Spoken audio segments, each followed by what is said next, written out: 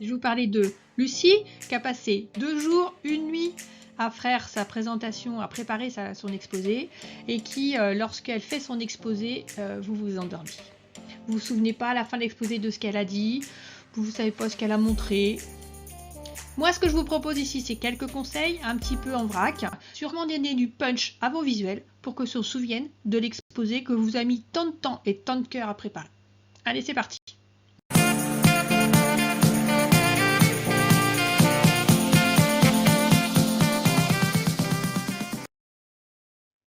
Ce que je vous propose en fait, c'est ce qu'on appelle du design visuel associé à du design d'idées. L'objectif, c'est de faire une conception de présentation visuelle qui va vous permettre d'atteindre votre auditoire. C'est l'objectif de base.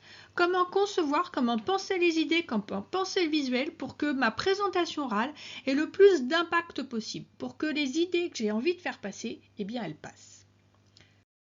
Le point de départ, c'est je fais un slide, je fais une diapo et sur une diapo, je présente une idée. Fini la diapo où on a petit point, petit point, petit point, idée 1, idée 2, idée 3. Non. On a dit, et je suis la première à l'avoir dit, qu'une diapo, ça doit durer minimum 2 minutes, sinon on n'a pas le temps. Oui, c'est un fait. Et donc, lié à ce temps par diapo, on avait tendance à dire, attention, il ne faut pas trop de diapos, puisque les étudiants, en fait, passaient les diapos les unes à la suite des autres. Plus ils étaient stressés, plus ça passait vite. Et qu'à la fin, en fait, on ne savait pas ce qui a été dit et on ne se souvenait pas du visuel. Certes, mais le principe de base est le suivant. Une idée, une diapo. L'idée 1, l'idée 2, l'idée 3, c'est 3 diapos. Maintenant, il faut réfléchir à ce visuel, ce qu'on va mettre sur la diapo. En effet, les gens, ils sont venus pour vous écouter, ils ne sont pas venus pour lire ce qui a marqué sur votre diapo. Et donc, le cerveau, il n'est pas capable, en fait, et d'écouter et de lire. Il faut donc faire en sorte que le message que l'on va regarder soit complémentaire au message que l'on entend et qu'il soit complémentaire mais qu'il soit identique. L'idée de base du support visuel, c'est donc le visuel. On va essayer de laisser donc un maximum de place pour les images. Cependant, lorsqu'on réfléchit avant de passer au visuel, on a tendance, de par l'organisation de nos cerveaux, pas tout le monde, mais la majorité, on a tendance à penser en écrivant, en parlant, et non pas en dessinant. Et donc, ce que l'on fait sur les PowerPoint généralement, c'est qu'on met une grande image et on met, comme ici, du texte associé. Il faut inverser l'ordre de priorité et mettre comme priorité numéro 1, comme importance numéro 1, l'image. Et donc, essayer de faire en sorte de mettre l'image et d'intégrer dans l'image le texte. Comme ça, le texte va venir renforcer le poids d'image et non pas être en compétition avec ce poids d'image. Deuxième conseil, on va essayer de choisir des visuels qui sont à l'ordre du jour. On évite les choses un petit peu dépassées, un peu ringards, sauf si c'est votre style de design, de présenter quelque chose de ringard. Les banques d'images qui datent un peu, alors vous avez peut-être déjà connu ces petits clip-art qui sont issus de Windows 95. Ça fait quelques années quand même. On les voit encore apparaître de temps en temps. Voilà, c'est dépassé d'un point de vue design. En fait, vous allez montrer en même temps, même si vous n'êtes pas un professionnel, vous allez montrer que votre idée aussi, elle va être un petit peu dépassée. De la même façon, on avait toute une banque d'images avec des dessins un petit peu figuratifs. Et puis, alors le pire du pire qui existe toujours sur PowerPoint, c'est les word art. Les effets d'ombre, de lumière sur du texte qu'on fait bouger selon une forme. Alors, à limiter en termes d'utilisation, ça n'apporte pas grand-chose. En fait, la forme, la déformation et la mise en page des textes, en l'occurrence ici, vont nuire à votre message. Ce qui est important, c'est le message. Donc, un mot simple écrit joliment, ça va très bien. À partir du moment où vous utilisez une mise en forme, cette mise en forme, elle doit venir en complément, elle va venir dans le même sens que le message. C'est-à-dire que si vous parlez quelque chose de flou et que vous mettez un texte flou, ok. Si vous parlez d'une idée directrice et que vous mettez un texte tout fluctuant avec une mise en forme un peu, eh ben on va être distrait par cette mise en forme un petit peu particulière. Donc on évite d'être dans le passé et on essaie de trouver des designs à la mode, ou du moins dans le temps actuel. Autre conseil, on va avoir de plus en plus dans les présentations en entreprise, la présentation sous forme de graphique. Et il faut que vous arriviez à penser que ce graphique doit se suffire à lui-même. Si le graphique en tant que tel, si toutes les informations du graphique sont clés et que vous voulez transmettre cette information à votre public, moi si j'ai un conseil à vous donner, vous l'imprimez sur une feuille et vous le distribuez et les gens vont prendre le temps après de lire. Si sur ce graphique, vous avez fait ressortir une idée clé, cette idée clé, c'est celle-là qui doit être mise en avant. Je vous donne un exemple. Alors, c'est pas de moi, c'est d'une formation Moodle Open Classroom. Vous avez mis le lien en dessous, vous pourrez aller voir. Vous voulez parler du taux d'ensoleillement annuel, voici un joli graphique, et en fait lorsqu'on a ce graphique-là, naturellement lorsqu'on est orateur, on a juste envie d'expliquer le graphique, donc on a en plus tendance à se tourner au public, à regarder l'écran, ce qui est une horreur, et donc on va dire, bah voilà, voici le nombre de jours de beau temps par mois, et on se rend compte qu'en février on avait 9 jours, et qu'en septembre, en fait, c'est le mois le plus ensoleillé avec 26 jours. En fait, vous avez passé du temps, et c'est quoi l'idée clé que vous voulez faire passer ?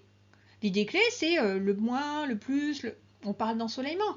Là, mon visuel, il ne montre pas l'ensoleillement. Donc, vous allez en fait utiliser une partie du cerveau, celle qui est destinée à l'analyse et pas du tout le visuel, pas du tout l'hémisphère droit. Donc, on va essayer de faire en sorte que ce visuel d'un graphique soit simplifié et soit orienté vers l'idée clé. Je vois aussi proposition qui est faite par Lorraine Castor qui fait cette présentation, où on va avoir le soleil, le beau temps qui apparaît, donc on sait exactement de quoi on parle, avec une représentation du nombre de jours de soleil en février, en septembre, deux chiffres, et voilà, on a l'information clé. Donc revenir tout de suite à quelle est mon idée clé, et ensuite visuellement comment je transmets cette idée clé, et je laisse un petit peu de côté scientifique des graphiques. Ce qui m'intéresse, c'est pas le graphique en lui-même, c'est ce qu'il montre. Ensuite, un petit conseil sur la notion d'idée. Votre idée, elle doit être simple. Dans une autre vidéo, je vous ai dit, il faut que cette idée, on arrive à l'écrire sur un post-it. Alors, prenez pas des grands post-it, ça c'est de la triche. Un petit post-it. Et l'objectif est de transmettre cette idée simple et de la transmettre pour qu'il y ait un impact, c'est-à-dire pour qu'on s'en souvienne. Je vous donne un exemple. LinkedIn est le réseau le plus incitatif à l'achat, et une statistique dit que 45,6% des décideurs professionnels ont découvert le contenu qui a mené un achat sur LinkedIn. Alors, scientifiquement, la statistique dit 45,6%, mais c'est quoi l'idée clé? C'est que 45,6, c'est presque 50%, c'est presque 1 sur 2. Et donc, comme vous voulez transmettre une idée simple, on va privilégier un visuel avec un texte dessus, et un texte qu'on a simplifié par rapport aux chiffres, parce que le 45,6%, en fait, il ne nous intéresse pas vraiment.